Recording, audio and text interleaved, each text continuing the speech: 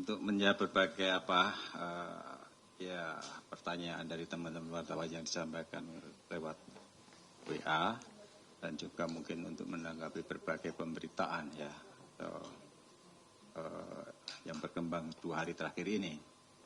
Saya ingin menyampaikan sekali lagi terkait dengan tugas KPK. Salah satunya itu diatur di pasal 7 huruf B, disebutkan bahwa KPK berwenang menerima laporan dan menetapkan status gratifikasi, kan gitu. Nah,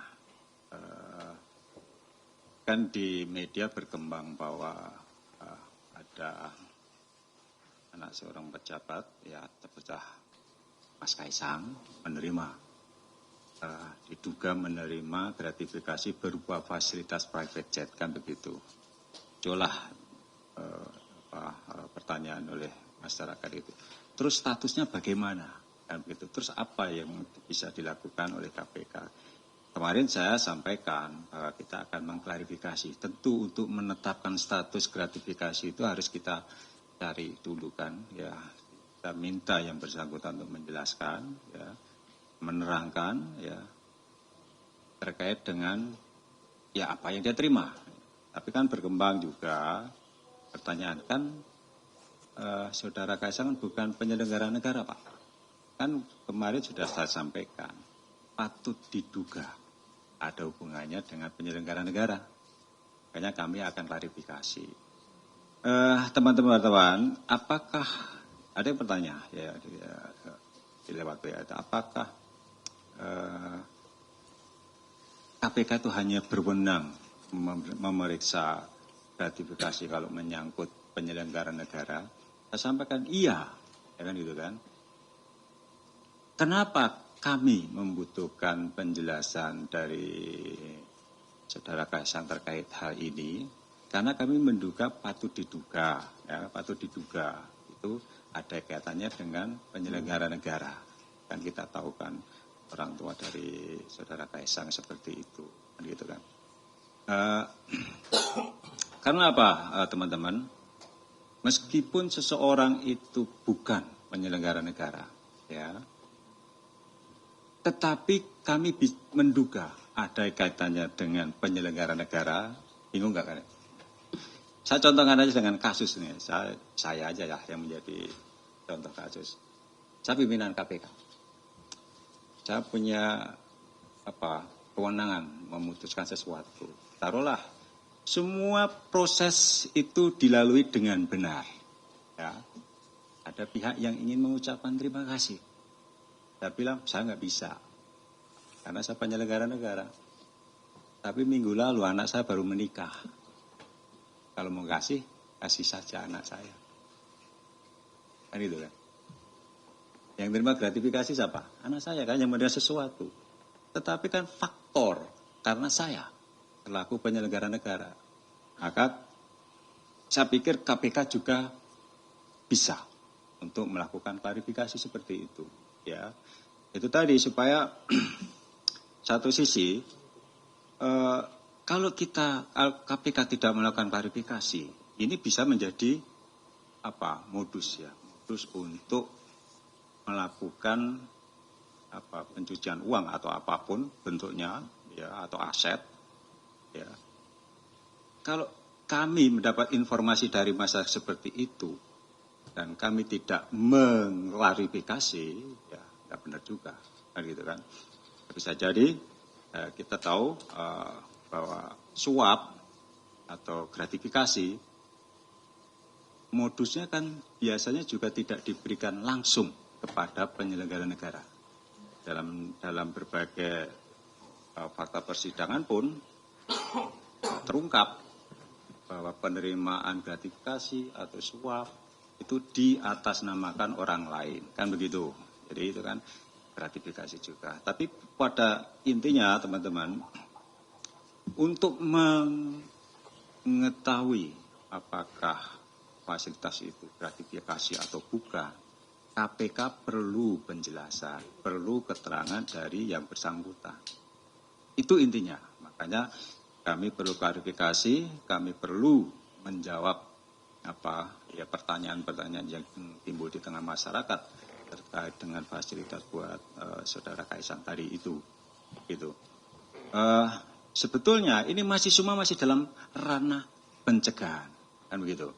Jadi gratifikasi LHKPN itu kan semuanya masih dalam ranah pencegahan dan juga untuk pendidikan anti korupsi, kan gitu. Di mana letak unsur pendidikan anti korupsinya? Kita tahu ya, saudara Kaisang itu sekarang menjadi ketua umum PSI kan. Dan KPK beberapa waktu yang lalu kan sudah melakukan pendidikan politik cerdas berintegritas. Nah, dalam rangka itulah kami ya mendorong saudara Kaisang itu ya supaya di dalam perilaku kehidupan sehari-hari maupun selaku ketua partai politik, yaitu juga bisa menjadi role model nilai-nilai anti korupsi. Dan itu salah satunya apa? Nilai-nilai anti korupsi, hidup sederhana, kan itu sederhana. Nah, ini yang sebetulnya kami harapkan dari proses klarifikasi itu. Buat yang bersangkutan juga baik, kan begitu. Pasti nanti setelah beliau menjelaskan, semua akan menjadi terang benderang. Taruhlah misalnya, ya itu bagian gak ada hubungannya dengan PN. Enggak masalah. Ada hubungan dengan bisnis, kan seperti itu. Kan yang di media kan juga sudah ada informasi terkait dengan kegiatan usaha Mas Kaisang tadi itu. Ya nggak ada persoalan. Misalnya, enggak, ini bagian dari fasilitas yang diberikan oleh perusahaan. Nggak ada persoalan. Ini bukan korupsi kan, bukan gratifikasi. Apakah selesai itu? Oh enggak, gitu kan. Kalau itu fasilitas yang diberikan oleh perusahaan pada saudara Kaisang, berarti itu kan bagian dari penghasilan. Biarlah menjadi urusannya Kementerian Keuangan, dalam hal ini Direktorat Jenderal Pajak. Ketika nanti ada laporan pajak, tinggal dicek ya, apakah ada penghasilan berupa fasilitas tadi itu. Nilainya berapa kemarin itu? 8 ya. Lihat ya. Itu. Jadi tidak selesai di KPK, tetapi ketika itu bagian dari fasilitas yang diberikan perusahaan, ya, itu menjadi penghasilan buat yang bersangkutan. Dan itu pasti nanti teman-teman dari Dirjen Pajak lah yang akan menindaklanjuti itu. Kan seperti itu. Jadi itu mekanismenya. Buat KPK hanya ingin mengklarifikasi terkait dengan ada tidaknya unsur atau relevansinya dengan penyelenggara negara, ya itu, dan juga untuk melakukan pendidikan anti korupsi. Terus apalagi terkait dengan LHKPN juga ada juga dari berita-berita juga ya terkait dengan salah satu pejabat penegak hukum ya. Kemudian ini lagi-lagi ini dari unggahan yang bersangkutan menyangkut sering menerima fasilitas juga dari perusahaan-perusahaan dan lain sebagainya.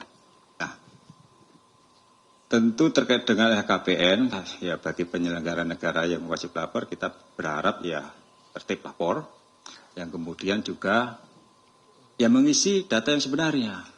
Nah, bagaimana kalau ada penyelenggara negara itu selama 5 tahun, hartanya itu nggak nambah, nggak berubah dan lain sebagainya, gitu kan? Ya pasti nanti kami klarifikasi, ya kami klarifikasi. Apa iya selama 5 tahun bekerja itu sama sekali nggak ada perubahan terkait baik nilai maupun jumlah dari harta kekayaan itu. Ya, kalau memang itu adanya seperti itu ya nggak masalah kan seperti itu. Dan bagi pejabat yang belum melaporkan, ya kepala badan itu ya boleh dikatakan itu sebagai wajib lapor LHKPN. Ya nanti kami akan menghimbau. Kami akan menghimbau, menyurati yang bersangkutan untuk segera melaporkan harta kekayaannya, ya, laporkan lewat LHKPN, yang itu bisa diakses secara elektronik saya pikir. Kemudian terkait dengan laporan masyarakat. Nah, kemarin dari pihak MAKI menyampaikan laporan ke KPK, ke Dumas, ke PLPM sekarang namanya. Nah, nanti mekanismenya di KPK, ya, laporan masyarakat itu akan ditelaah oleh staf di Direktur PLPM. Hasil telaahnya itu tidak harus ke penindakan, ya, bisa ke pencegahan, bisa ke porsuk, bisa ke Deputi Dikpermas, kan seperti itu. Jadi sesuai dengan hasil telaah, nanti siapa yang akan menindaklanjuti itu, tentu saja seperti itu hasilnya. Jadi apa yang kemarin media, Pak, kapan dipanggil untuk diperiksa? Saya sampaikan, saya nggak pernah bilang loh bahwa itu akan dilakukan penindakan. Ya, kami akan mengundang untuk klarifikasi, dan itu ranahnya ranah pencegahan. Ya, saya tidak pernah bicara kayak klarifikasi ini ke ranah penindakan, kan begitu. Ini masih berproses, ya. Tentu kami sih malah sebetulnya berharap, ya, kalau menyangkut fasilitas prakerja itu, saudara Kaisang sendiri yang mendeklar, kan gitu, mendeklar apakah fasilitas itu diberikan dalam rangka bisnis to bisnis yang bersangkutan itu selaku pemegang saham di salah satu perusahaan dan itu fasilitas dari perusahaan dan seterusnya. Atau kalau gratifikasi, bagaimana kalau yang bisa menganggap bahwa itu gratifikasi? Gampang, tinggal laporkan ke KPK. Kami nanti yang akan menetapkan. Kalau kami menetapkan bahwa itu gratifikasi, silakan ganti biayanya itu ke negara. Selesai. Kan begitu kan? Itu saja. Tidak usah dibesar-besarkan. Ini mekanisme yang normal saja terjadi pada siapapun warga negara. Ya. Jadi tidak melihat siapa orang itu. Saya pikir itu ya. Baik. Terima kasih Pak Alex, teman-teman semuanya. Saya rasa penjelasan Pak Alex cukup lengkap dan jelas. Saya akan membuka pertanyaan, beberapa pertanyaan. Silakan menyebutkan nama dan langsung pertanyaan. Yuk. Siang Pak Alex, saya Yogi dari detik.com. Penegasan saja Pak dari serangkaian penjelasan Pak Alex tadi. Langkah yang paling dekat yang akan dilakukan KPK terkait isu penerimaan isu pesawat jet yang diterima oleh Kaisang ini apa? Apakah kapan dipanggil? Kapan diklarifikasi? Dan itu KPK-nya jemput bola atau seperti apa Pak? Atau kan tadi kan Pak Alex bilang Kaisangnya deklarasi saja soal LHKPN-nya. Nah sebenarnya ini KPK maunya apa nih? Mau klarifikasi atau seperti apa Pak? Kemarin juga di beberapa pemberitaan media kan juga termuat penjelasan Pak Alex yang bilang KPK mau kirim tim buat ke Kaisang buat cek terkait LHKPN-nya. Ini mungkin penjelasan dari Pak Alex itu seperti apa Pak terkait keterangan tersebut. Terima kasih. Ya, emang saya pernah ngomong kirim tim? Enggak ada pernyataan gitu. Iya, kemarin sudah diklarifikasi juga ya oleh teman-teman. Ini mekanisme prosedur biasa saja yang berlaku di KPK. Ya, kalau ada informasi dari masyarakat, kami biasanya mengundang, ya, dari kalau terkait dengan laporan penerimaan ya lewat Direktorat Gratifikasi, Kedeputian Pencegahan, kami mengundang, ya. Nah, sebelum mengundang kadang-kadang dari pihak yang akan kita klarifikasi itu dia sudah mendeklarasi itu kan terkait dengan berita yang ada di masyarakat. Kan baik juga buat yang bersangkutan. Apakah itu nanti akan menghentikan klarifikasi yang dilakukan KPK? Tentu sesuai dengan kebutuhan dari Kedeputian Pencegahan dan Direktorat Gratifikasi, ya. Kami sih berharap kan ketika melakukan deklarasi atau apapun tentu disertai bukti dong. Misalnya, enggak saya bayar sendiri, ini loh bukti transfernya. Jadi clear dong. Nah, hal seperti itu yang sebetulnya tidak sekedar deklarasi tetapi juga tolong dong dan buktinya, kan begitu. Jadi supaya masyarakat yang mempertanyakan ya dan membuatnya media sosial 2 hari ini sangat ramai dengan itu juga menjadi tercerahkan. Oh ya udah, kalau itu dibayar, ada uang pembayarannya dan seterusnya. Kalau itu bagian dari fasilitas usaha, selesai, seperti itu. Nah, seperti itu Mas. Jadi itu tujuan dari klarifikasi itu. Ya, sekali lagi itu untuk kebaikan kita bersama.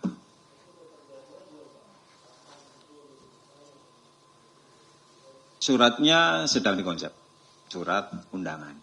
Ya, terserah nanti apakah akan saya nggak tahu posisi yang bersangkutan saat ini ada di mana. Iyalah, masa kita harus datang ke sana ngapain? Ya, baik. Masih ada lagi yang bertanya? Ya, 1, nanti 2. Silakan. Baik, terima kasih Mbak Yaya dan Pak Alex. Izin saya Fadil dari Kumparan.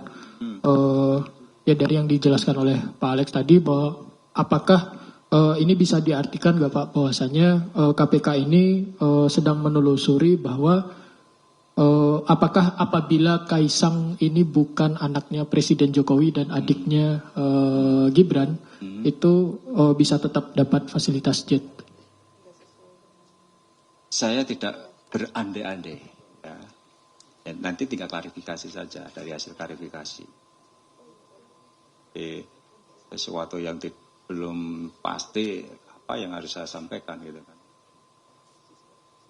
Andai saya bukan anaknya ini apa yang dikasih dan sebagainya ya saya nggak tahu juga.